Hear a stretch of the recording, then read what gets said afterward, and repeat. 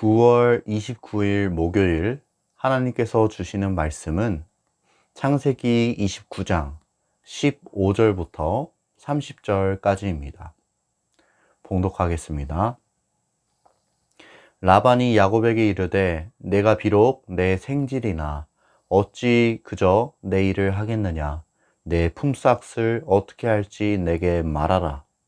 라반에게 두 딸이 있으니 언니의 이름은 레아요 아우의 이름은 라헬이라. 레아는 시력이 약하고 라헬은 곱고 아리따우니 야곱이 라헬을 더 사랑함으로 대답하되 내가 외삼촌의 작은 딸 라헬을 위하여 외삼촌에게 7년을 섬기리이다. 라반이 이르되 그를 내게 주는 것이 타인에게 주는 것보다 나으니 나와 함께 있으라. 야곱이 라헬을 위하여 7년 동안 라반을 섬겼으나 그를 사랑하는 까닭에 7년을 며칠같이 여겼더라. 야곱이 라반에게 이르되 내 기한이 찼으니 내 아내를 내게 주소서. 내가 그에게 들어가겠나이다.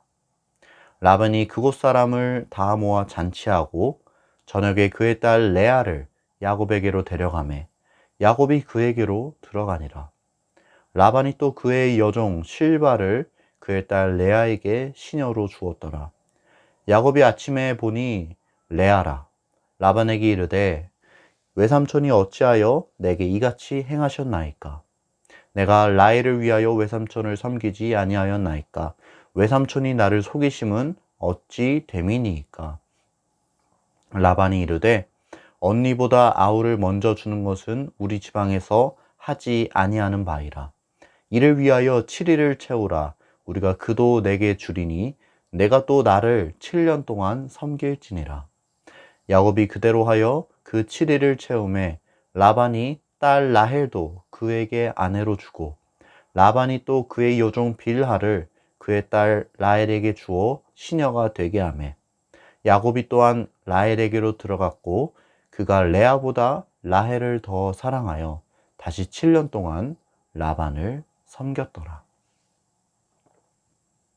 오늘 본문은 라반이 야곱에게 어떤 제안을 하는 것으로 시작이 됩니다. 야곱이 라반의 집에 이르러 그곳에서 한 달간 지냈는데 그가 삼촌의 일을 열심히 돕는 것을 보고 라반이 한 가지 제안을 했던 것입니다. 라반이 야곱에게 이야기합니다. 네가 비록 내 생질이나 어찌 그저 내 일을 하겠느냐. 내 품삯을 어떻게 할지 내게 말하라. 야곱이 비록 조카이긴 하지만 아무 대가도 없이 일을 시킬 수는 없다고 생각했던 모양입니다.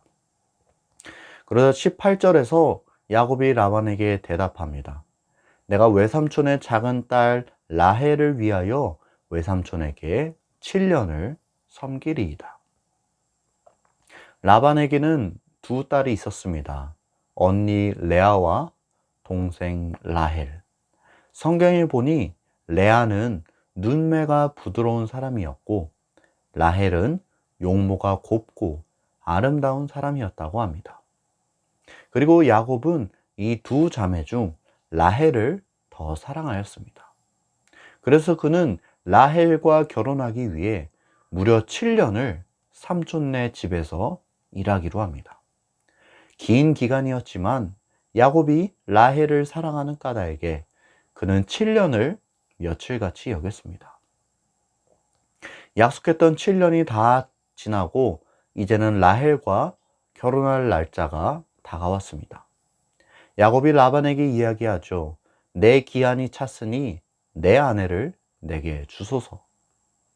그러자 라반도 순순히 야곱의 청을 들어주기로 합니다. 그는 동네 사람들을 모아 잔치를 열었습니다. 그리고 밤이 되자 자신의 딸을 야곱에게로 데려갔습니다. 그런데 문제는 뭐죠? 라반이 야곱에게로 데려간 딸이 라헬이 아닌 레아였다는 것입니다. 라반은 야곱과의 약속을 어기고 라헬 대신 레아를 야곱에게로 들여보냈습니다. 밤이 지나고 아침이 되어 보니 야곱은 깜짝 놀라지 않을 수 없었습니다. 아니, 놀람을 넘어서서 그에게는 분노가 치밀어 올랐을 것입니다. 왜냐하면 삼촌 라반이 자신을 완전히 속였기 때문입니다. 그래서 야곱은 라반에게 이야기하죠. 외삼촌이 어찌하여 내게 이같이 행하셨나이까? 내가 라헬을 위하여 외삼촌을 섬기지 아니하였나이까? 외삼촌이 나를 속이심은 어찌 됨이니까? 야곱은 분노하고 있지만 그를 상대하는 라반은 노련합니다. 라반이 대답하지요. 언니보다 아우를 먼저 주는 것은 우리 지방에서 하지 아니하는 바이라. 이를 위하여 7일을 채우라. 우리가 그도 내게 주리니 내가 또 나를 7년 동안 섬길지니라. 이제야 라반이 야곱을 속인 이유가 드러났습니다. 자기네 집에서 야곱을 더 부려먹고 싶었던 것이지요. 그는 어떻게 해서든지 야곱을 붙잡아 두고 싶었습니다. 이에 대한 야곱의 반응은 어떠했을까요? 30절에 보면 그가 레아보다 라헬을 더 사랑하여 다시 7년 동안 라반을 섬겼다고 이야기하고 있습니다. 속이는 라반도 그러하지만 인내하는 야곱도 보통이 아닙니다. 이 30절을 마지막으로 오늘 본문은 마무리되고 있습니다. 오늘 주시는 메시지입니다. 첫째, 하나님은 우리의 연약한 부분을 연단시키신다. 야곱의 이름에 어떤 의미가 담겨 있는지 알고 계십니까? 그의 이름에는 속이는 자라는 의미가 담겨 있습니다. 그의 삶 자체가 이것을 증명해 주지 않습니까? 그는 팥죽 한 그릇으로 형이 가지고 있는 장자의 명분을 빼앗습니다. 형 에서가 들에서 사냥하고 돌아와 가장 힘들고 지쳐 있을 때에 야곱이 아주 먹음직스럽게 그렇게 팥죽을 쑤어 놓은 것을 보십시오. 야곱은 형의 가장 연약한 부분을 공략하여 고작 팥죽 한 그릇으로 장자의 명분을 빼앗아 옵니다. 아버지 이삭을 속여 축복을 가로챈 사건은 말할 것도 없지요. 야곱은 어머니 리브가와 함께 아버지 이삭을 완전히 속여버렸습니다. 하지만 그런 그가 오늘 본문에선 도리어 된통 당하는 장면이 기록되어 있습니다. 야곱이 외삼촌 라반을 만난 것이지요. 야곱은 아주 노련하고 경험 많은 라반을 당해낼 수 없었습니다. 야곱도 속이는 자였지만 라반은 한 수이었습니다. 야곱은 그런 삼촌에게 완전히 속을 수밖에 없었습니다. 속이는 자 야곱이 속임을 당하다니 굉장히 아이러니 아닙니까? 그렇게 자기 형을 속이고 아버지를 속인 야곱이 이번엔 반대로 속임수에 넘어가 버리고 말았습니다. 이처럼 하나님은 우리의 연약한 부분을 연단시키십니다. 야곱이 라반에게 속고 나서 라헬을 위해 일하는 7년 동안 그는 과연 무슨 생각을 하였을까요? 처음에는 아마 분노하는 마음이 일어났을지 모릅니다. 라반에게 완전히 속았거든요. 하지만 시간이 흐름에 따라 그는 자신의 삶을 되돌아보았을 것입니다. 내가 형을 속이고 아버지를 속이고 다른 사람을 속이고 다녔던 예전 일들을 떠올리며 아마 여러 생각을 하였을 것입니다. 자신의 목적을 달성하기 위해 수단과 방법을 가리지 않고 남을 속이는 일, 하나님의 타이밍과 하나님의 방법을 신뢰하지 못하고 나의 힘으로 무언가를 성취하려고 했었던 일, 하나님께서는 야곱에게 있는 이러한 연약한 부분들을 연단하고자 하셨습니다. 하나님은 우리의 연약한 부분을 연단하시는 분이십니다. 둘째 주시는 메시지입니다. 시련이 다가올 때에 인내함으로 연단받으라. 야곱이 아무리 라헬을 사랑했다 하더라도 14년의 기간을 인내하는 것은 쉬운 일이 아닙니다. 오늘 본문을 자세히 살펴보면 그러한 모습들이 기록되어 있는 것을 알 수 있습니다.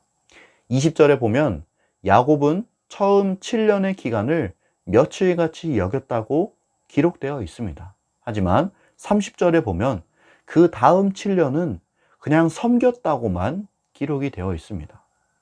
처음 7년은 라헬을 생각하며 그럭저럭 기쁘게 보낼 수 있었을 것입니다.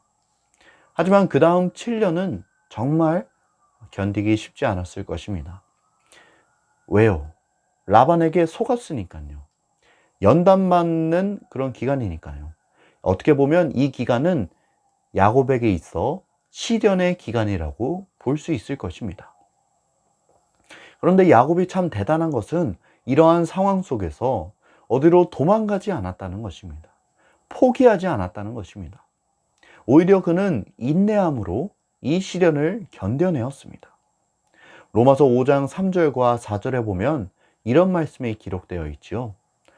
다만 이뿐 아니라 우리가 환난 중에도 즐거워하나니 이는 환난은 인내를, 인내는 연단을, 연단은 소망을 이루는 줄 알미로다. 맞습니다. 환난은 인내를 이루고 인내는 연단을 이루고 연단은 소망을 이룹니다. 그렇기 때문에 말씀은 우리가 환난 중에도 즐거워할 수 있다고 이야기합니다. 하나님께서 우리에게 환난을 주시는 것은 까닭 없이 우리를 괴롭게 하려는 것이 아니라 우리에게 소망을 이루시려 하는 것이기 때문입니다. 그리고 이 시련과 환난을 견디게 하는 것은 바로 인내입니다. 라말에게 속은 야곱이 그의 삼촌 라반에게 하고 싶은 말이 얼마나 많았겠습니까? 내가 삼촌에게 속았다는 사실로 인해 7년은커녕 일주일조차 일하기 싫었을지 모릅니다. 다 그냥 때려치고 포기하고 싶었을지 모릅니다. 하지만 야곱은 그러지 않았습니다. 그는 인내하였습니다. 참았습니다. 견뎠습니다. 우리가 시련을 대하는 태도는 다름 아닌 인내여야 합니다. 갈라디아서 5장 22절에 보면 성령의 열매에 관한 말씀이 나옵니다. 오직 성령의 열매는 사랑과 희락과 화평과 오래 참음과. 성경은 오래 참음이 성령의 열매라고 이야기합니다. 내가 내 힘으로 견디려 하면 어렵습니다. 내가 내 힘으로 인내하려 하면 어렵습니다. 오래 참는 것은, 인내하는 것은 성령이 도와주셔야 가능한 일입니다. 시련을 만나신 분들, 환난을 만나신 분들, 성령의 도우심을 구하십시오. 주님께서 도와주셔야 우리가 인내할 수 있습니다. 그리고 그 인내를 통해 우리는 연단받습니다. 그리고 마지막 때는 하나님께서 소망을 이루어 주실 것입니다.